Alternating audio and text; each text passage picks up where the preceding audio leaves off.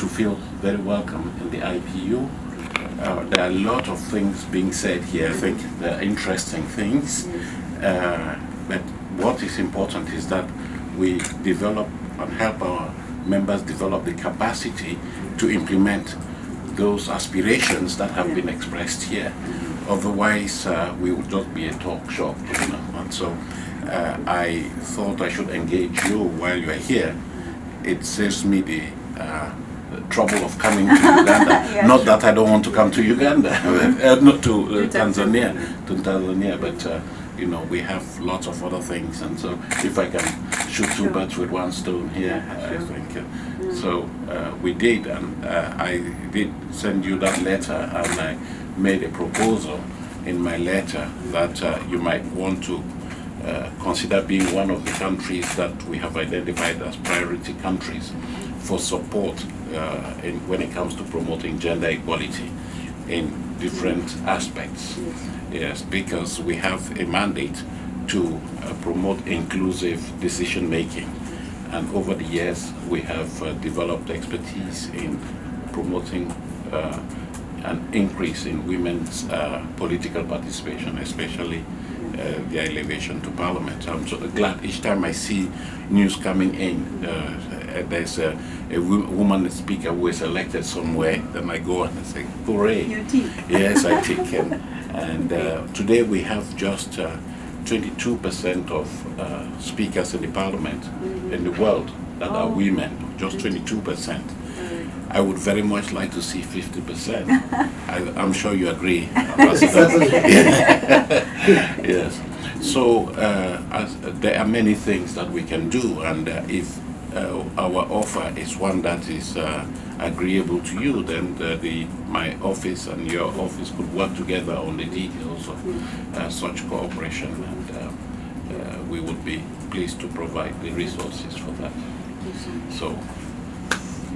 Sure. I would like to also appreciate, much as we wrote back, I think, to appreciate your letter that we received, and thank you so much for writing, because if you didn't, we wouldn't be sure whether we are actually proper members of IPU and whether you're following up the politics like you have said. But we are very grateful for that as a house. But also we are very grateful because IPU has been working with the Tanzanian Parliament before in a number of issues, and I'm glad now you have just committed that you're ready to keep those engagements, but even to start new ones, so that we got together in those two issues. One, you talked about early child marriage. Yes. That is also one of the issues that we try to work on as members of parliament, but also as female members of parliament. We have our own group of female members of parliament, which is called the Tanzania Women Parliamentary Group, and this is the group of women that actually. This is the caucus TWPG. Yes, TWPG. So we work with women in a number of issues, and one of them is actually empowerment. Empowerment in all areas, in terms of trying to increase the numbers. How do we increase the numbers? Because the members of parliament who are already there, we would want to keep them. Yes. And then so they get the knowledge on how they can actually secure constituencies, their constituencies, but also assist in talking to young girls elsewhere who would want to join the house, or talking to women elsewhere who would want to come to parliament, so that we add the numbers. Right now we are at 36.7%. Which is way above the global average. Yes, good, but we want 50%. Yes, that's where we are heading to. Yes. So I think your commitment that you're ready to work with us is very much welcome. And what we'll try do is to work out on the issues that we would want to engage these women members of parliament into. Okay. And also because we have to find out from them what it is that they want to learn, And because this is a relatively new parliament, it's not very new, but relatively new, we had general elections in 2020, so we have a number of female members of parliament who are new in the House, so they need to be trained on a number of issues.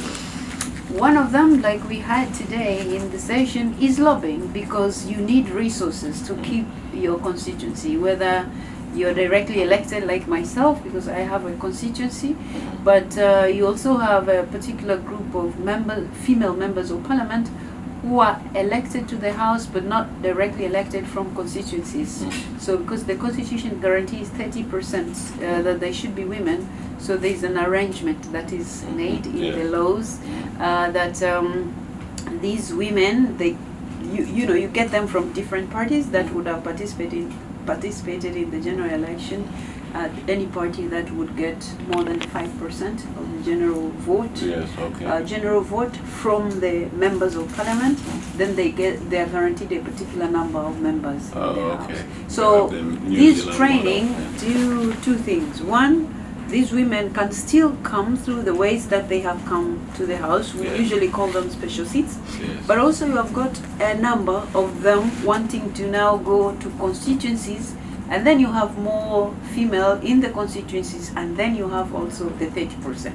So that will increase the number.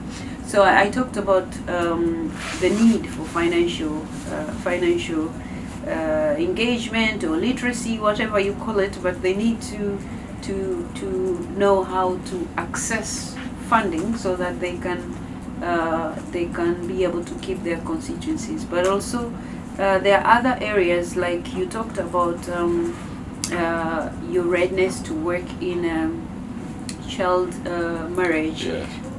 Before they go out there, you want them to be informed. So at some point they need to have information. Now, for them to get information, somebody must have done some research, so that they are, they have sufficient information if they have to advocate for anything. Or at times, like our parliaments, because we make laws, we also do the oversight. We are advisors to the government. For a member of parliament to be effective in the House, they need to have all these skills, So they need training also in all these skills to be able to be good speakers in the House, but also they need data for them to be able, to be listened to. Otherwise, if you just, speak from the air, people are like, all right, we have heard that already. But if you go with the statistics, then people will listen to you. So both points are very important, and I think they can, particularly for women, you can put all that in one basket, that you need these women to be empowered in all these areas. So they need training, yes, they need data, so you need to engage researchers for them to do that. So I'm sure we can work together in a number of ways to assist these women, not just increase the number, but also have these women be effective, because that will assist the public to see them differently. It's not like you just have these women members of parliament, but you have women members of parliament who are effective in what they're doing, and so that will encourage even the public to vote for more women. And now we have for the first time in history, we have a female member. We have the female president, Her Excellency Yes. So you are in control. Yeah. Women are on the rule. Yeah, so you have young girls, you have women looking up to her, and with a lot of hope. So if we are looking at her and she's performing, she's doing so well. So we need more women doing well, and then you change that perception that the public has against women in a number of places. So I think your goal, IPU's goal, to have more women in IPU, because that's the numbers at IPU reflects the numbers in the national parliament. So you can only have more IPU female members if you have more members of female members of parliament in the national parliament. You are right. So so the will and the zeal and the plan for IPU to have more female members of parliament, I think it goes so well with your engagement with female caucuses in our respective parliaments. So I would like to say thank you so much for your readiness to engage us, and I believe my office will get in touch so that we start this right away. Yeah, I think so. Thank you very much for that positive response. It's important for us, and coming from somebody who knows the issues already is helpful, because sometimes we assume that this is what somebody needs without having talked to the person. But listening to you, I do understand that those issues are real, and we can work together to help address them. And we should do that, because we don't want to, as I said before, for you to reduce your participation in IPU to just attending conferences and all that. Yes. So I hope that we can put together a mechanism where you appoint a focal point in the Parliament with whom we can work in order to build a package. And Madam Speaker, I appeal to you that I would not like for this to take forever, because for me, I would like things to go very fast and say this is what we want to do, and we go ahead and do it. It being understood that we don't get involved in internal politics in the Parliament, but when we do provide support, it's across the board. That is whether you're in the opposition or you're in government. It's the Parliament that we engage in. And if necessary, sometimes to work with other stakeholders in the government or in the civil society in order to make sure that we build what we now call a parliamentary ecosystem, which has Parliament at the center, but you have all these other stakeholders around who are inputting into work of Parliament. We just came from launching the Global Parliamentary Report, which is all about public engagement. Yes, it's important that Parliament be tuned to the public, and so we are willing to help. And I just want also to caution that if we're talking about gender equality, it is not about women. It's about how men and women work together, which means that you have to involve the men forum. I do know that in Rwanda they have a forum of women parliamentarians, but men are also members of that forum. So, we have to build these partnerships, for it to work. If you don't have the men on board, then you don't achieve maximum effectiveness. So whatever strategy we work on together should have men in the picture. Sure.